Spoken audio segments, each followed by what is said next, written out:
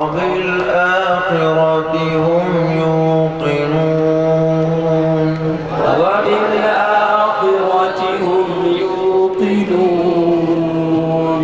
أولئك على هدى من ربهم وأولئك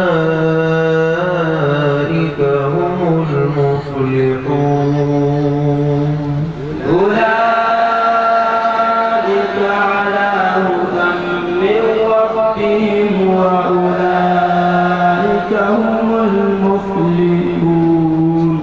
صدق الله مولانا العلي العظيم. صدق الله مولانا العلي العظيم.